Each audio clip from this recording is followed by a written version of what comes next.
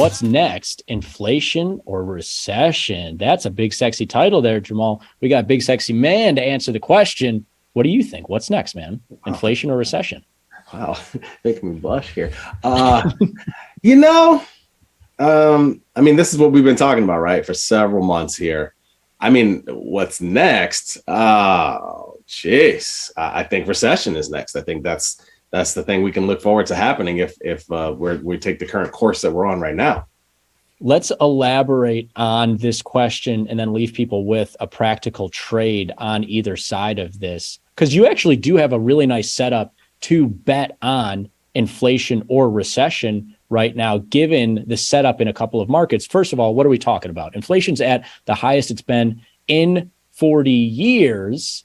And that's a big story. And it could go higher. You could see 40 years ago in the 80s, it did the CPI reading, which is our probably our most go-to benchmark for inflation, got as high as 14. Right now, sitting at 9 is the highest it's been in 40 years.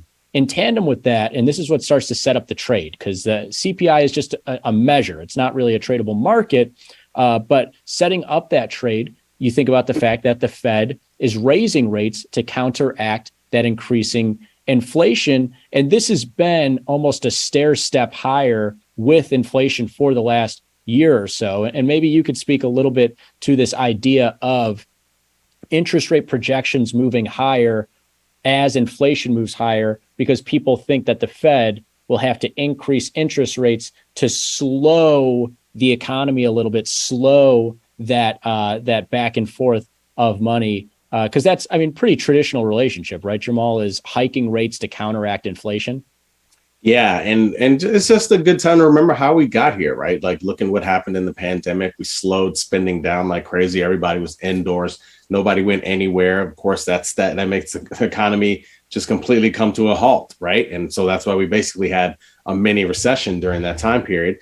Coming out of it, people started to spend more, and you heard all the wage gains, people hopping from one job to another, which is still happening. Actually, people are still doing well with that, hopping from one job to another and getting a higher increase. And stimmies, right? Like, stimmies were introduced to the market. People started spending.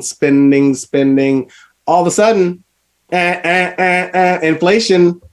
inflation bells start going off, and we're in an environment where prices are high, and now we have to push forward and raise rates. That's the main tool. Fed can't really do much outside of create less demand, and the way that they do that is raise interest rates. And I'm glad that you bring up that example of a couple of years ago when we went into a mini recession, because these two are kind of competing forces, right? And the Fed essentially has to balance the two. And the idea came, these interest rates in 2021 are at zero. Why?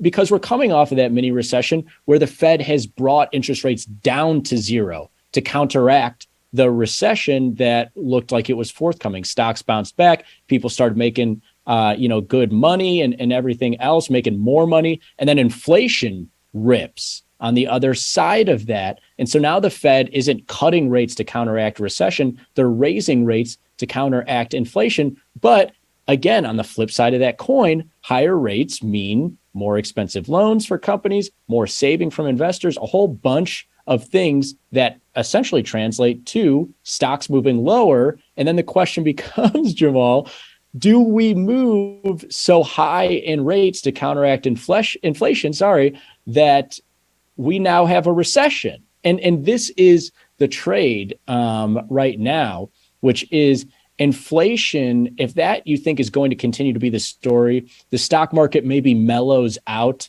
doesn't fall any further. It doesn't necessarily bounce back to all-time highs, but it catches its footing.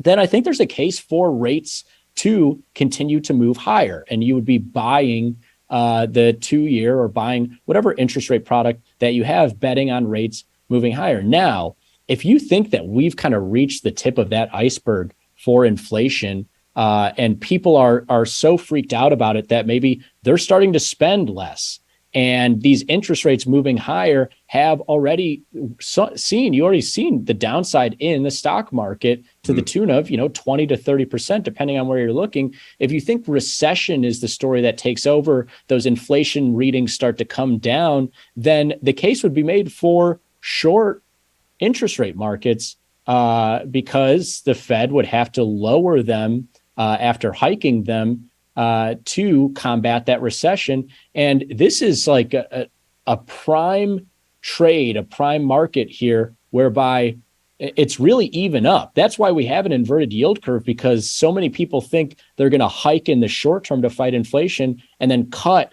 in the medium term to fight recession. And so you have a pretty clear bet of inflation versus recession right now, long versus short in the interest rate market.